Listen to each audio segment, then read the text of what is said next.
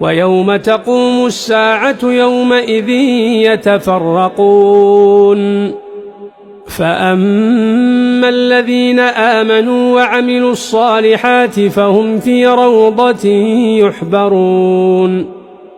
وأما الذين كفروا وكذبوا بآياتنا ولقاء الآخرة فأولئك في العذاب محضرون